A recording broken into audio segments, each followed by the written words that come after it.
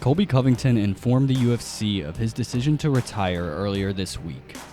Covington had been a member of the premier MMA organization since 2014.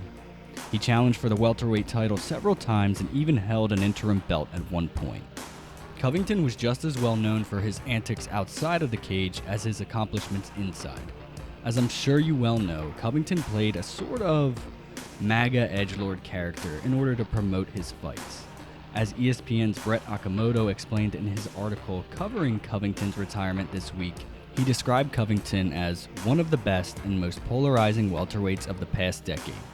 Covington's out-of-competition antics tended to overshadow his strong performances inside the octagon. Personally, I never found Covington's character very interesting. His attempts at building his character were pretty shallow and lacked any originality or cleverness. And I never found it really offensive either because it just came across as unserious and desperate. And I think Covington was even ashamed of the lengths he went to progress his career. He even admitted at one point that his character switch only came due to being up against the wall with UFC management. I think my big break, I've never told this story before, but 3 fights ago, before I fought the number 2 guy in the world, this guy named Damian Maia in Brazil, they had told my manager, Dan Lambert, that they weren't going to re-sign me. They didn't like my style. They didn't like that I wasn't entertaining. And this is before I really started to become an entertainer and understand the entertainment aspect of this business. So before this fight, they told me no matter what happens, I was ranked number 6 in the world. We're not re-signing you. We don't like your character. We don't like your fighting style. You know, and I'm getting paid $30,000 too. With this looming threat of not being re-signed to the UFC, Covington made the decision to introduce his new character or make a heel turn in the lead up to his Damian Maia fight in Brazil.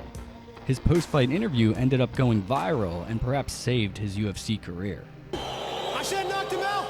Brazil, you're a dog. All you filthy animals suck. I got one thing to say. Tyrone Woodley, I'm coming for you. If you don't answer the front door, I'm going to knock it in and I'm going to take what's mine. That welterweight belt. I think Colby really fell in love with the attention he received from this clip, so he continued to push the envelope, but he never really became a star. In fact, despite the shameless attacking of Kamaru Usman's incarcerated father and deceased former MMA coach, Covington's first title fight was one of the lowest viewed pay-per-view fights in the history of the UFC. So, in terms of a fighter, how good was Covington really? Clearly he was very good with a record of 17 wins and 5 losses in his career. 12-5 in the UFC itself. Very impressive. But was he truly elite? There's a talking point in the world of college football when discussing head coaches that I'm surprised has not made its way into MMA fandom.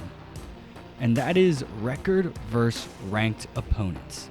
In college football, this is how many people separate good coaches from elite national championship contenders.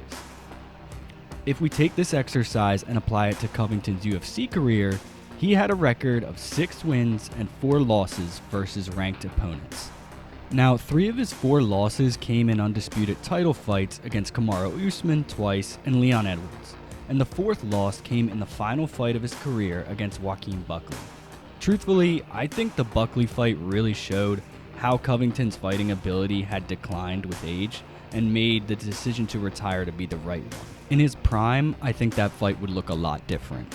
Listen guys, at the end of the day, 5 years ago, that's a beatable guy. 6 wins against ranked opponents is a rare accomplishment, especially in a division like welterweight. However, I think we have to take a deeper look into those wins and where his opponents were at in their careers. Take a look here. For all 6 of those wins, all 6 opponents, not a single one was able to secure another ranked win at welterweight for the rest of their careers after fighting Covington.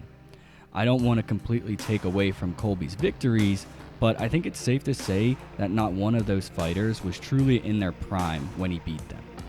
To me, the best performances of Covington's career are clearly his 2 close losses to Kamaru Usman. Usman is easily the 2nd best welterweight of all time to GSP, and if it wasn't for the Leon head kick, Usman would have been favored to secure 2 more title defenses against the next 2 men who challenged for the belt in Bilal and JDM. Usman is truly an elite fighter, and his fights with Covington are all-time greats and competitive matches. The first fight between Covington and Usman ended in somewhat controversial fashion with a slightly early stoppage. However, based on the scorecards, even if Covington was able to survive that last round, Usman still would have retained his title. To me, their rematch is truly the high point of Covington's career, or his best performance. Many people online at the time even scored the fight for Covington. So I went back this week and rewatched it. It's a great fight, but I think it's pretty clearly a 3-2 victory for Usman. I think if Colby was more aggressive in the first round, he easily could have stolen that round and a 3-2 decision for himself. But on the other hand, you could also give Usman a 10-8 in that second round, making this more than a 1-round gap. Covington would get another chance at the welterweight title 2 years later, but come up short again in a decision against Leon Edwards. Overall, Covington had a very impressive MMA career. But the truth is, when it came to competing against the elite welterweights of the UFC, he would beat all the older fighters he was favored against and lose to all the prime fighters he was an underdog to. To me, this is the definition of being very good, but not quite great. And that is my career assessment of Colby Chaos Covington. Let me know if you disagree in the comments, and as always, thanks for your time.